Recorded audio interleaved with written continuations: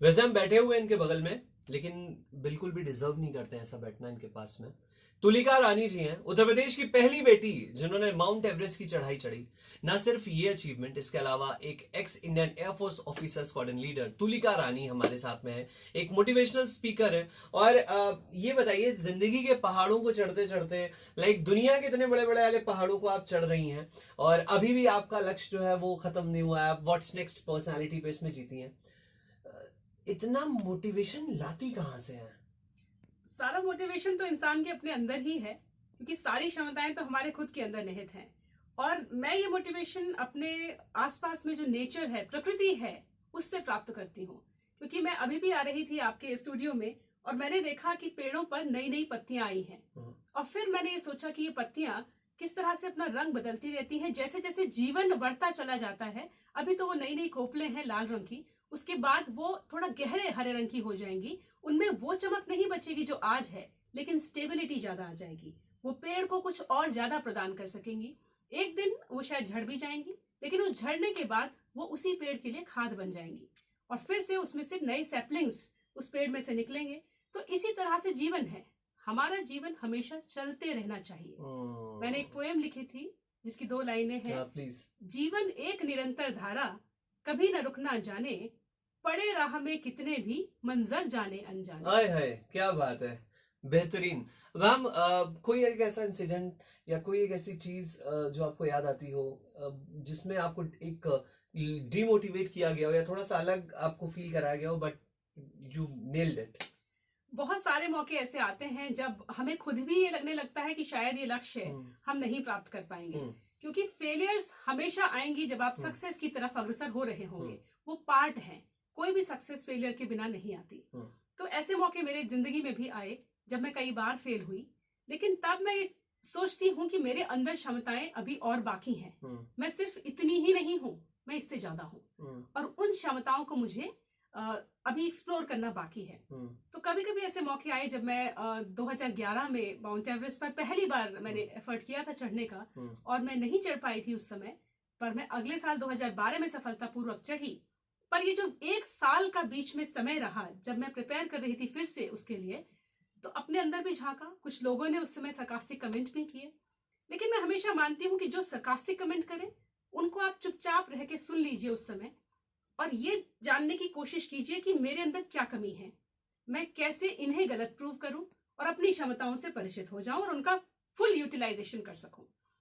तो उस समय पे मैंने सिर्फ यही किया कि मैं ज्यादा प्रिपेयर करूं। और जब सफलताएं मिल जाती हैं आपको, तब लोगों के आंसर्स खुद ही मिल जाते हैं। लेकिन उसके साथ साथ मैंने ये पाया कि कुछ लोग आपको डिमोटिवेट करेंगे, लेकिन बहुत सारे ऐसे लोग होंगे जो आपको छोटे छोटे तरीकों से मोटिवेट कर रहे होंगे, आपको प्रोत्साहित कर रहे होंगे और आपका सहयोग कर रहे होंगे। मेरे पास जिंदगी में ऐसे बहुत लोग रहे और मैं बहुत सौभाग्यशाली हूँ इस चीज के लिए। तो बहुत सारी ऐसी जगह, जैसे आपने एक फौज में भी अपना एक अरसा बिताया, एक वक्त बिताया। अक्सर लोग मतलब ऐसा देखते हैं ना कि अरे ये लड़की है तो मतलब इसको होम साइंस दिला दो, ये साइंस पढ़ के क्या करेगी। ये लड़का है तो भाई इसको तो मैथ्स लेना जरूरी है। ये लड़की है, इसको कहाँ 2/2 आता होगा। सो आपको कभी ऐसा फेस करना पड़ता था, या आप कैसे इस चीज से उभर करके आई? हमारे समाज में ऐसे परसेप्शंस तो हैं कि जेंडर रोल्स डिसाइडेड हैं, लेकिन मेरा मानना है कि आजकल इस तरह की ग्लास सीलिंग्स या जेंडर स्टीरियोटाइप्स बहुत ज्यादा ब्रेक किए जा रहे हैं। उसमें महिलाओं का और पुरुषों का समान रूप से सहयोग है। क्योंकि जब एक बेटी आगे बढ़ती है तो कहीं ना कहीं उसके पिता का सहयोग या उसके भाइयों का या उसके मेल कलीग्स का बहुत ज्यादा सहयोग उसमें रहता है। तो जब मैंने फौज ज्वाइन करने की डिसीजन लिया था 2004 में, मैं सिलेक्ट हुई थी इंडियन एयरफोर्स में, तब भी बहुत ज्यादा पुरुष प्रधान क्षेत्र था, तो बहुत अनकन्वेंशनल फील रहा। लेकिन मुझे लगता है कि हमेशा अपने करियर के डिसीजंस या जिंदगी के कोई भी निर्णय हमें अपने आप को एक इंसान समझते हुए लेने चाहिए, पुरुष या महिला समझते हुए नहीं। हम एक स्पेसिफिक ओरिएंटेशन के साथ पैदा होते हैं, उस ओरिएंटेशन को समझने की आवश्यकता है और उस पर काम करने की आवश्यकता है। इनिशियली अपोजिशन आए या क्रिटिसिज्म आए, उसको हमें झेल लेना चाहिए और अपने आप के फील्ड में मेहनत करते हुए इस स्तर तक पहुंच जाना चाहिए कि हम समाज को कुछ देने की स्थिति में आ जाएं। 21 साल की उम्र में आपने बताया कि आप 20 साल की उम्र में फौज में चली गई थी, चीजें थी। और अभी भी चीजें जारी हैं, लक्ष्य नहीं है हमने। लेकिन अभी ऐसा थोड़ा देखा जाता है कि लाइक 20-21 साल की उम्र में बहुत सारे ऐसे यंगस्टर्स होते हैं, वो इसी में कंफ्यूज होते हैं कि बीएससी करें या बीकॉम करें या क्या काम करें, इसमें कंफ्यूज होते हैं। तो आप ऐसे यंगस्टर्स को क्या टिप देना चाहेंगी मोटिवेशन की कि वो क्या करें एक्चुअली? कंफ्यूजन, देखिए, कंफ्यूजन जिंदगी को कुछ भी हो, खत्म तब होंगे जब आप अपने आप को पहचानेंगे। आप कौन हैं, आपके ओरिएंटेशन क्या है, आपकी लाइकिंग डिसलाइकिंग क्या है, वो एक ऐसा क्या टैलेंट है जो भगवान ने आपको दूसरों से ज्यादा देकर इस दुनिया में भेजा है। हर व्यक्ति वो एक टैलेंट जरूर लेकर इस दुनिया में पैदा हुआ है। तो अपने आप के विषय में जानने की कोशिश करें।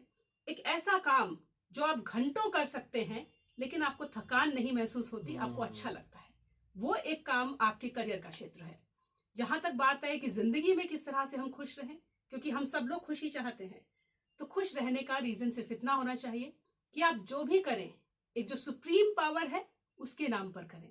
चाहे कोई भी धर्म हो, कोई भी किताब में आप विश्वास रखते हो, वो आपको हमेशा ये कहेगी, whatever you do, do unto the glory of God.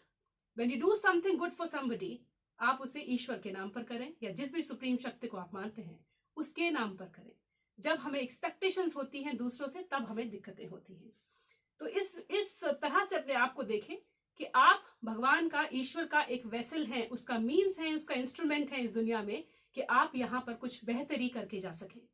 Exactly and बहुत सारी चीजें ऐसी होती है ना लाइफ में, लगता है कि अब तो कुछ भी नहीं है।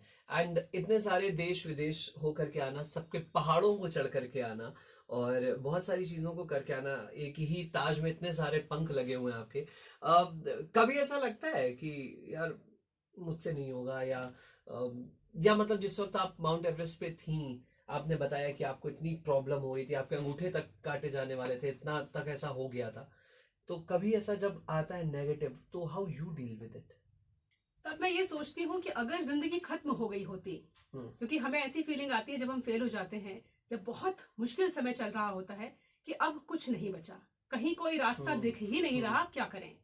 तो उस समय मैं सिर्फ ये अपने आप को रिमाइंड कराती हूँ कि अगर सब कुछ खत्म हो गया होता तो मैं जिंदा क्यों होती, क्योंकि जिंदगी का यहाँ पर्पस है। और जिस ईश्वर की हम बात कर रहे हैं वो आपको या किसी भी चीज को इस दुनिया में बिना पर्पस के जिंदा नहीं रखता। जिस चीज की यूटिलिटी खत्म हो जाती है वो मृत हो जाती है। तो अगर जीवन है, इसका मतलब कुछ ना कुछ पर्पस जिंदगी में बाकी है। जब तक जिंदगी है तब तक होप है, आशा है, सामर्थ्य है। क्या बात है। तो जब तक सांस है तब तक आस है, ये मुझे आज मालूम पड़ा। इसका सही मतलब जो है वो तुलिका रानी है। और थैंक यू सो मच यहाँ पर आने के लिए, हमसे इतनी अच्छी बात करने के लिए। सुनते रहिए मिर्ची। और अब मैं क्या बोलूं, मुझे समझ में आ रहा है। That's all. Thank you so much radio मिर्ची।